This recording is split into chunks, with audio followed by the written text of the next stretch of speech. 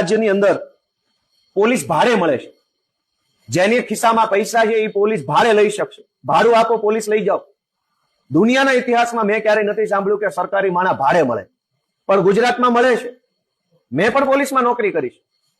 અહીંયા આજે મને કહેતા બહુ દુઃખ થાય છે. એનું કાયદામાં શબ્દ આપ્યો છે ઓન પેમેન્ટ બંદોબસ્ત. પૈસા આપો ને બંદોબસ્ત લઈ જાઓ. હવે મારે કોઈ રાકેશભાઈ ઉપર દુશ્મની છે, રાકેશભાઈને બે ધોકા મારવા માટે બંદોબસ્ત જોઈએ તો મને ઓન પેમેન્ટ બંદોબસ્ત આપશે? નહીં આપે. ગુજરાતમાં વીજળી કંપનીઓ, અલગ અલગ અનેક કંપનીઓએ કચ્છની અંદર પોતાના સોલાર પ્લાન્ટ લગાવ્યા છે. એ સોલાર પ્લાન્ટમાં જે વીજળી પેદા થાય છે એ વીજળી ગુજરાતના અને દેશના અલગ અલગ વિસ્તારોમાં લઈ જવા માટે ગરીબ ખેડૂતોના ખેતરમાંથી મફતમાં વીજળીની લાઈન કાઢવી છે, કોઈ વળતર દીધા વગર. કરોડો રૂપિયાની જમીનને કોડીનું વળતર, 10 લાખ રૂપિયા વીઘો વાળી જમીન હોય એને વળતર આપે છે 20,000. એટલે ખેડૂતો વાંધો નોંધાવે છે કે મારા ખેતરમાં હું વીજળીનો થાંભલો નહીં નાખવા દઉં. હજારો ખેડૂતો પોતાના ખેતરમાં વીજળીનો થાંભલો નાખવા માટે વિરોધ કરે છે.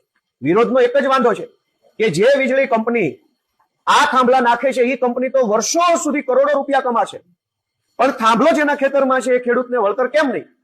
એટલે ખેડૂતો જયારે વાંધો લઈ રહ્યા છે ત્યારે કંપનીઓ અને સરકાર શું કરે છે કે કંપની સરકાર પાસેથી પોલીસ ભાડે માંગે છે કે અમારે જબરજસ્તીથી, દાદાગીરીથી, ગુંડાગીરી કરીને ખેતરમાં થાંભલો નાખવો છે તો તમારી પોલીસ અમને ભાડે આપો. સરકારે કચ્છ જિલ્લામાં માત્ર છેલ્લા 2 વર્ષમાં, તમને આશ્ચર્ય થશે, કચ્છ જિલ્લાની અંદર માત્ર છેલ્લા 2 વર્ષમાં ઓછામાં ઓછા 12 કરોડ રૂપિયા લઈને પોલીસ ભાડે આપી છે. 12 કરોડ રૂપિયા કંપની પાસેથી સરકારે લીધા, પોલીસ ભાડે આપી. એ પોલીસે સામાન્ય ખેડૂતો પર દમન કર્યું, દાદાગીરી કર્યું અને જબરજસ્તીથી કંપનીઓની લાઈનો ખેડૂતના ખેતરમાં નખાવવામાં આવી. દેવભૂમિ દ્વારકા અને કચ્છ આ બંનેની અંદર મળીને સરકારે માત્ર છેલ્લા 2 વર્ષમાં 13 કરોડ રૂપિયાની પોલીસ ભાડે આપી.